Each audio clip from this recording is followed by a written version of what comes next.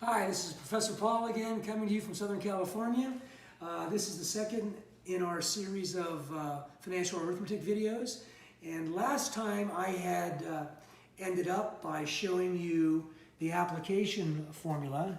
Future value equals present value times future value interest factor. And we saw that that looked like this. Okay. And today we're going to go and look at our second interest factor and the second application formula, okay? And the idea behind this second one we're about to do is as follows. Suppose someone were to offer you a certain amount of money, let's say $1 million at date 3, okay? So right here is date 3, and we're back here at date 0 now. And maybe they give you a choice. Would you like to have $1 million at date 3 or some other amount of money at date 0, that is right now? And so now you can see we're kind of taking the value here and moving it back in time 3 periods. And so we're going to need some sort of a what we call discount rate, which will enable us to calculate the date 0 equivalent of a date 3 cash flow. And we won't spend a lot of time on what is embedded in that discount rate. I think I'll just supply it to you now, talk more about that at a later time. So let's just, for convenience, say our discount rate, which I will again refer to as R, is 10% per period. Now, you can think of a period as a month or a day or a minute or a week or a year, doesn't matter. I'm probably thinking of it as a year. But I like to say per period because it emphasizes the generality of what we're doing, which is a strength of this, okay? So if someone offers me $1 million at date 3, what I'm after is some amount of money now that will be worth $1 million at date 3. That kind of makes sense. You want an equivalence. So if we start with the equation we had from last video, future value equals present value times 1 plus R to the n, what we're really doing now is instead of solving for the future value, we're solving for the present value. So it's just some simple algebra. I'll pull the equal sign over here a little bit further. I'll leave the present value here, and then the future value is already on the left-hand side, so I've got to take the 1 plus r to the n to the other side. What it really means is I'm multiplying both sides by 1 over 1 plus r to the n. We get rid of it here, and so I'll say times 1 over 1 plus r to the n. And so now I have this equation. I'll spin it around because we're all comfortable with this. And there's our formula. And now this term right here ends up being our second interest factor, okay? And that has a name. It's a present value interest factor. Present value interest factor, and it is used in this application formula. So this is application formula number 2. Present value equals future value times PVIF, and the present value is equal to future value times 1 over 1 plus R to the n. Now, just FYI, this term is also written as 1 plus R to the minus n. Don't let that trick you. It's just mathematical notation. These two are equivalent. Okay, so this is our new interest factor, present value interest factor, and this equation is, or this equation, same one, is our new application formula. Now remember, whenever we're using the application formula from the first video or this one, we're always talking about moving a single dollar value.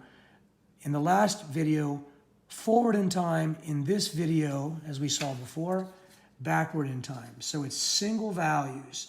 We're not talking about cash flow streams. We'll talk about those later. Okay?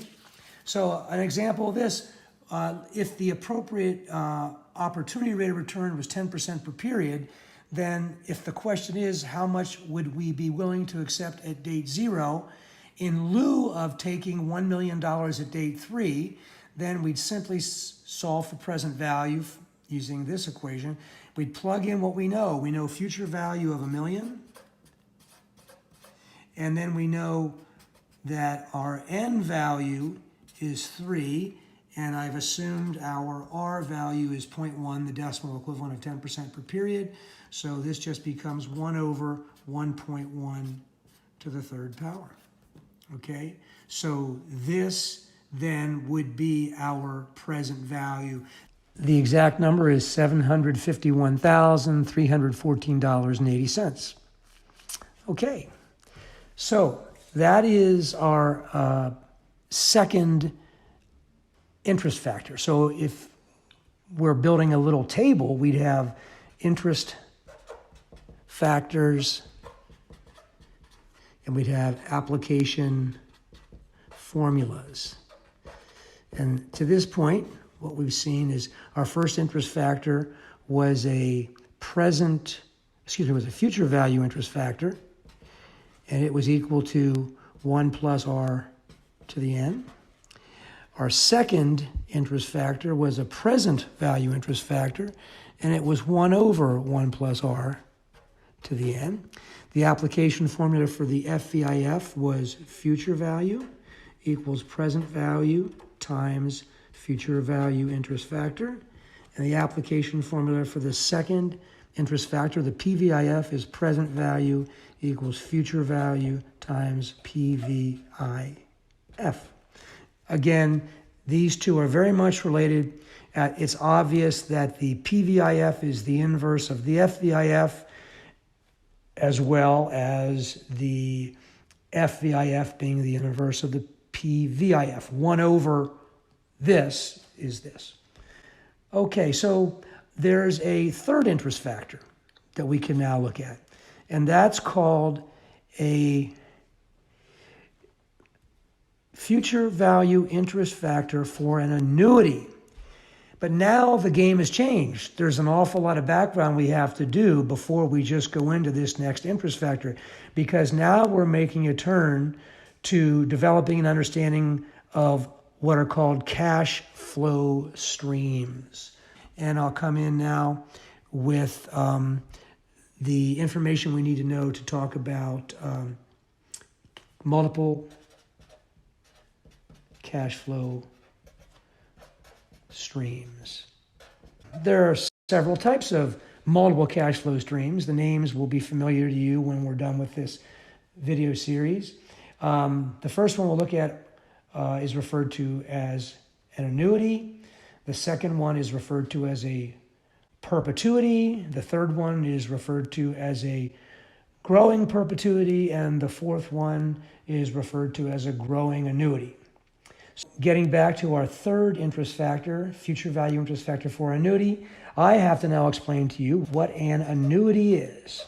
And an annuity is defined as a multiple cash flow stream where 3 factors are true. One is we have equal-sized cash flows. CF is an abbreviation for cash flow.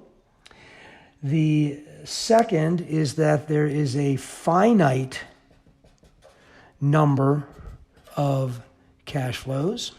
That is, there has to be a non-infinite number of cash flows. It cannot go on forever. In other words, we'll see later, it cannot be a perpetuity. And the third characteristic of an annuity is that the interval between the cash flows, I'll just write between cash flows, is constant. Okay? This number 3 characteristic can also be stated as no payments are ever skipped. So no payments, or better yet at this point, no cash flows skipped. None. Okay, so here is an example. Here is the cash flow date line. Here's date 0, date 1, date 2, date 3. Let's assume that we are talking about an annuity that makes payments at each of dates 0, 1, and 2. In other words, an annuity that pays an equal amount at this point in time, which is now, at this point in time, and this point in time. And let's assume the amount is $100. $100. So this is our promised cash flow stream, okay? And I guess one obvious question is, what's the balance that we'd expect to observe in our account at date 2? What's the balance we'd expect to observe in the account at day 2?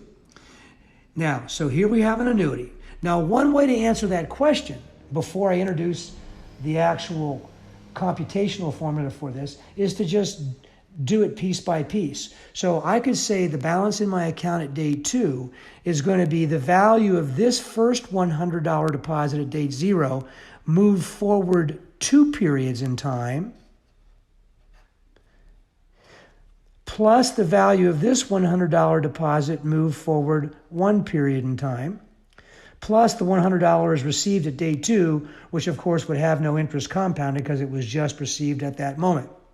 So doing that, we really have the future value of this account, FVA, A could also be future value of annuity, at date 2 would be this $100 multiplied by its own individual future value interest factor, and I'll put in parentheses the R value we'll assume is 0.1 per period, and the N value, as is always the case for a future value interest factor, is the number of periods that's moving forward in time. So this is not FVIF times this. This is one term, just notated with the characteristics in parentheses. So if we're after the future value of this 3-payment annuity at date 2, this then is our first term. To that, I will now add our second term, which is this $100. And that $100 will accrue interest for 1 period in getting to date 2. So I'll multiply it by its FVIF, which is just going to have an R value of 0.1 and an N value of 1. Okay? So this will give me the value of this $100 1 period in the future, which, since this is very important, since this cash flow is occurring at date 1, 1 period in the future happens to be date 2. As I mentioned earlier in the other video, the first video, the value of N is just the number of periods that we're moving forward in time. It doesn't matter where we are now. So this is the second term. We're not done yet. The third term is this $100 cash flow. So that $100. Now that cash flow occurs at date 2, so we don't have to move it forward in time. We're already at date 2. Well, rewriting this, we have the future value of the account at date 2 is 100, I'll use the dot to represent multiplication, times 1.1 squared. That's our first term, which was this. Now add to it the second term, which is 100 times 1.1 to the first power, plus our third term, 100. This is going to be 100 times 1.21 plus 100 times 1.1 plus 100. Now the next thing, and by the way, we could just multiply it out very quickly. So this is going to be 121 plus 110 plus 100, which of course equals $331. Okay, so that's the answer. But now let's go back a step and try to really understand what's going on here algebraically, so that when we do complex problems in a future video, that we will be rock solid in our understanding of what is really happening here. You'll see that these interest factors end up being very powerful tools to help us do complex calculations that relate to the compounding of interest, all in a single or double step. Okay? So I'm going to back up to this step right here, and I'll rewrite that. Future value of the account at day 2 is 100 times 1.1 square plus 100 times 1.1 plus 100. Now we have three terms. There's one term, there's the second term, there's a third. I'm now going to factor out 100. So there's 100. By the way, that's the annuity cash flow. And what I'm going to have then is in the brackets, I'm going to have 1.1 squared plus 1.1 plus 1. Okay? So now when we write it this way, we see what's really happening algebraically, which will be very valuable for us in the future. Okay? So here we have 100 times 1.21 plus 1.1 plus 1, which is 100 times 3.31, which of course is $331. This right here is a sum of present value interest factors. Pay particular attention now. Understanding what I'm about to show you will really make your time spent learning finance much easier than it would otherwise be. I'm a professor at a school and have taught for well over 20 years, and not understanding this next point would without a doubt lead to your lack of understanding in your course. So the point is this. This is a sum of future value interest factors. So I could say in kind of a sloppy sense, that is a sum of future value interest factors. Just kind of sloppy, silly mathematical notation. But it's pretty specific. So it's the sum for I equals 1 to n of 1 plus r to the I minus 1 power. Now, don't be confused by that, okay? It's in this case, we have an n value of 3 because when we're using the future value interest factor for an annuity interest factor, which I'm describing now for you, I'm building up to its formal introduction, n refers to the number of cash flows in the annuity. Our cash flow number is 3. The cash flows occur at date 0, date 1, and date 2. We'll see that it doesn't matter when the cash flows occur, whether they're at date 0, 1, or 2, date 1, 2, 3, or even date 2, date 4, and date 6. Right? That would still be a 3 cash flow annuity where the interval between payments is fixed, in that case 2 periods. Okay, so let's expand this summation notation. Okay, so the first term here, and we're going to have 3 terms, is going to be 1 plus r to the I minus 1. Well, we start off by setting I equal to 1, and when we subtract 1 from 1, we get 0. And the second term, then we're done with that, so we step up the value of I. The default step size is 1, so I is now 2. So the second term is 1 plus r to the 2 minus 1 power, which is 1. We're done. We put a plus sign because it's summation. And now we have our third term. Oh, it's our final one because we're running for I equals 1 to n, and n is 3. So this is going to be our third term. We have 1 plus r to the 3 minus 1, or second power. So here we have this sum neatly written out in summation notation. Okay? Now, I'm going to show you something. What if this n value was 360, as it often is with 30-year mortgages with monthly payments? 30 times 12 is 360. Doing the analysis this way would be cumbersome. Now I'm going to present this to you as a formula that would give us the same value. Now we know that when r is 0.1, that this sum, the sum of this term, which I'll just call S now for sum, S would equal, well, we saw it before, 3.31.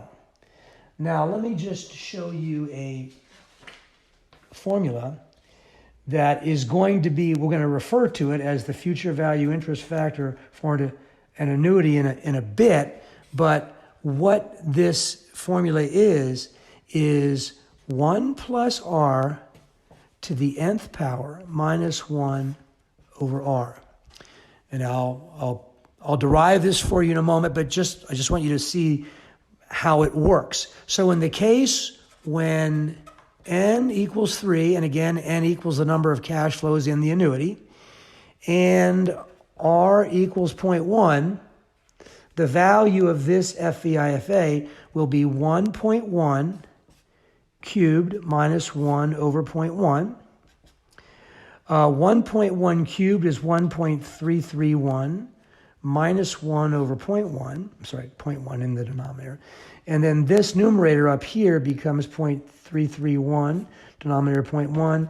And that, of course, is 3.31, which is very familiar to you because it was the sum of our little series here, as well as the value when we initially solve for the future value of the annuity at day 2, looking at each term individually. Okay, so now I've presented you with the formula for the future value interest factor for an annuity. Okay, and I've shown you that it works. Now the question that you should be asking, I would imagine, is where does it come from? A formula is not of any value unless we understand where it comes from. Later on, when we are solving problems, we can just use that computational formula. But not understanding where it comes from would be analogous to providing a second grader with a calculator to do multiplication and division before they actually knew what they were. So that would be very dangerous. Our goal was to understand what's going on. If we understand the basics, then when we get to more challenging and complex problems, they are much easier than they would otherwise be. So this right here is our future value interest factor for an annuity. It is, as we saw, the sum of all of the relevant FVIFs. So I could start by saying an FVIFA is just a sum of FVIFs, right? And we saw the illustration before that showed that. We saw that the value we calculated with this computational formula for future value interest factor for an annuity was 3.31. The same 3.31 that we saw was the sum of the individual future value interest factors when we calculated the day 2 value by looking at each of the $100 cash flows individually. So now what I'm going to do is I'm going to end this current video, and we're going to call this one part 1, and my assistant and I will shortly film a second video, which we'll call part 2, in which I will derive the computational formula for you. It's from finite series mathematics. That might sound scary, but it's not scary at all, and I'll derive this formula for you in part 2 of this video. Thanks once again for watching. Don't forget to subscribe and press